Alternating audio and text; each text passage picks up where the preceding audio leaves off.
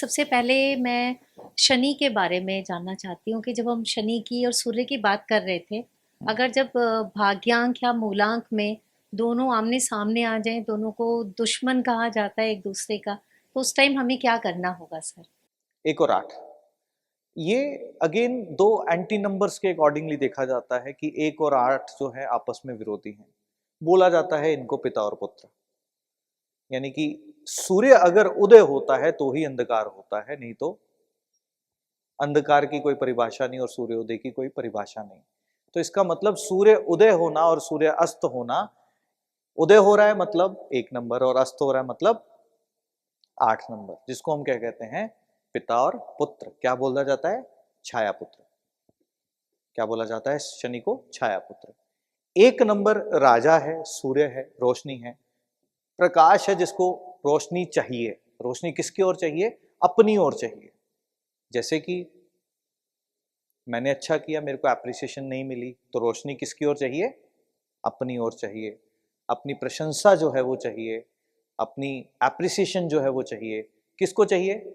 एक को चाहिए, सूर्य चाहिए कि मैं लाइट हूं या मुझ पर लाइट चाहिए, दोनों बात एक। या मैं लाइट हूं, मैं लोगों को रोशनी दूंगा, मैं लोगों को बताऊंगा कि तुझे ऐसा करना चाहिए, तुझे ऐसा करना चाहिए, तुझे ऐसा करना चाहिए, यानी कि मैं रोशनी दूंगा। और क्योंकि मैं लाइट हूं इसलिए मेरे पास तो लाइट है, इसके लिए आप सब मेरी ओर देखो, दैट इज सूर्य। यानी कि मैं आकर्षण का केंद्र भी बना रहा हूं, दैट इज सूर्य। तो ये तो है सूर्य की परिभाषा, जो कैसा है? राजा जैसा है, जो अपनी प्रजा प्रजा का ध्यान रखेगा और जो सेंटर ऑफ अट्रैक्शन या सेंटर पॉइंट जो है वो बना रहेगा। शनि क्या है? शनि वो सेवादार जो है बताएंगे। क्यों बताएंगे? बिकॉज जो लाइट में रहता है, जो पिक्चर में रहता है, वो कौन है? राजा। हीरो कौन होता है बाहुबली में?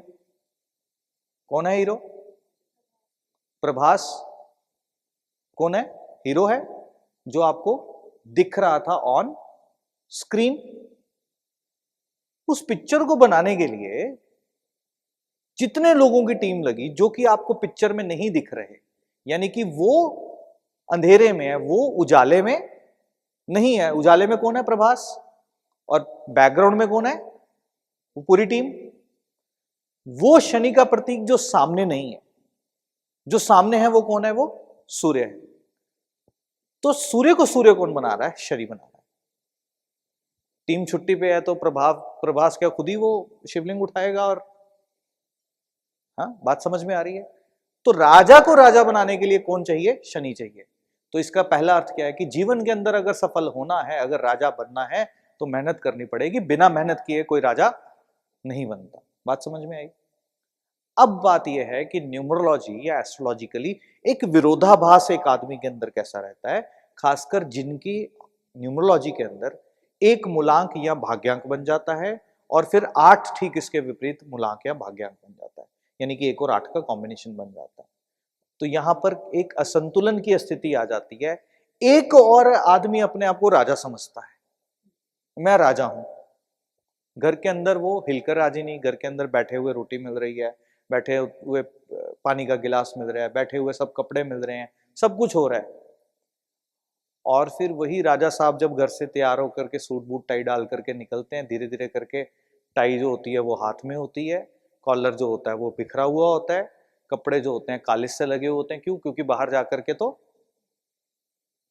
लोग क्या बोलते हैं, राजा होगा अपने घर पे इधर काम कर चुप करके। तो दैट इज द विरोधाभास किसके अंदर, कि आप इंटरनली कैसे हो? राजा जैसे हो, मेरे को बिना हिले सब काम हो जाए, बिना हिले। और बाहर जाकर के जब मेहनत करनी पड़ती है तो आप कहते हो यार ये तो मेरा काम ही नहीं है। What does that mean? कि आपके माइंड के ही दो डिफरेंट वर्टिकल्स जो कि देखने को मिलते हैं।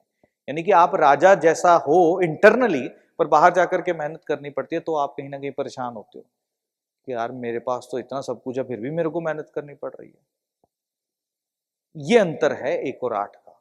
तो 1 और 8 वाले कभी कभी द्वंद्व के अंदर उलझ जाते हैं, फंस जाते हैं, अटक जाते हैं। एक, अब इनके उपायों की बात करते हैं। तो एक उपाय तो थ्रेड के आधार पर मैंने आपको जनरली बताया था, ग्रीन और येलो कलर का कॉम्बिनेशन ऑफ थ्रेड यूज कर सकते हो। दूसरा इसके लिए स्पेसिफिक एक क्रिस्टल का कॉम्बिनेशन रेडी किया गया है। ये अब करता क्या है, आपके टेम्परामेंट को बैलेंस करने के लिए हेल्पफुल हो जाता है कि जहां आपको राजा के जैसा रहना है वहां राजा के जैसा रहो, जहां पर आपको मेहनत करनी पड़ती है आप वहां से भी पीछे ना हटो।